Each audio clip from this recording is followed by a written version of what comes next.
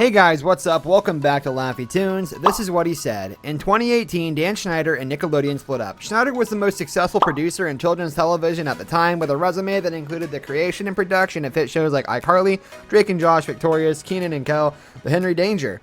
And Nickelodeon was the highest rated network on basic cable at the time, and Schneider was the most successful producer in children's television.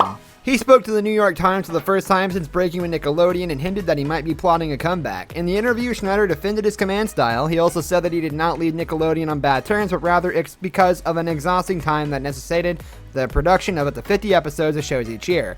Schneider explained, "I took a pause to take care of a lot of items that I'd put off for decades.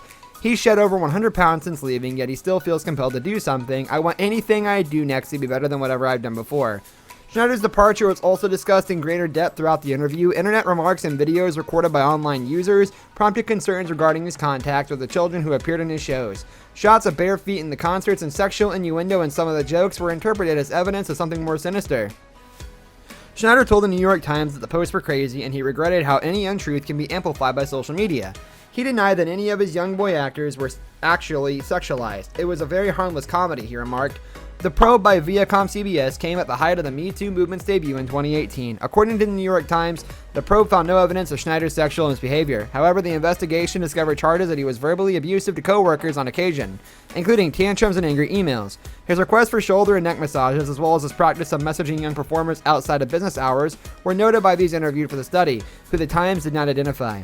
Schneider refused to comment on the Viacom probe's specifics. "I couldn't and I wouldn't have long-term friendships and continuous allegiance of so many respected individuals if I mistreated my performers of any age, especially minors," he remarked.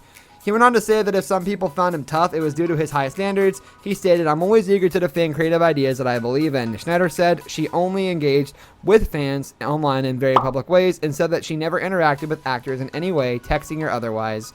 That would make anyone uncomfortable. Over the course of 3 hours, Schneider was interviewed at the Beverly Hills Hotel. Schneider teased that he had written and sold a comeback pilot to another network, which he termed as ambitious and extremely different.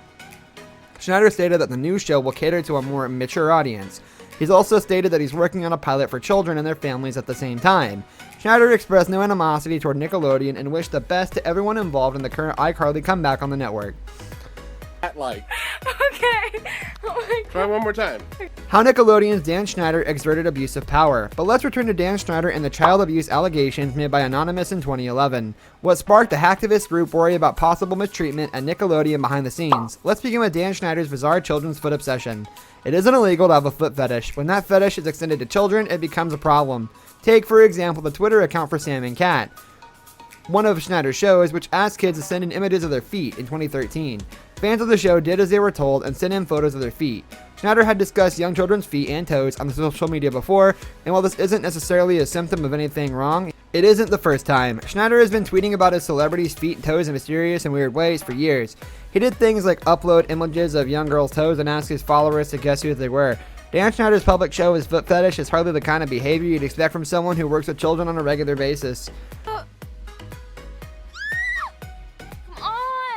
Sexualized young women in Dan Schneider shows. Dan Schneider also devised a variety of strange and improper circumstances for the young performers on his program. As if asking them to build in images of their feet wasn't creepy enough, in his sitcom Victorious there are numerous sexualized high school moments. Take a peek at this scene in which Victoria Justice's character is turned into a sandwich as the meat inside a hamburger. Or in a Victorious episode, this highly sexualized deleted scene. Remember, it's a kid's show. Schneider is also seen in a hot tub with Amanda Bynes in a behind-the-scenes segment from The Amanda Show. As you may recall, Amanda Bynes had a public meltdown and accused her father of sexual abuse. Her allegation was evidently refuted, but it raises the possibility that the sexual assault was perpetrated by a father figure rather than her real father. This brings us to the end of our video. I hope you enjoyed it. Hit like if you did, and don't forget to subscribe to our channel so you don't miss out on any of our videos in the future. Also watch the 2 videos that are on your screen because I'm sure you'll love them. With that, I'll see you in the next video. Goodbye.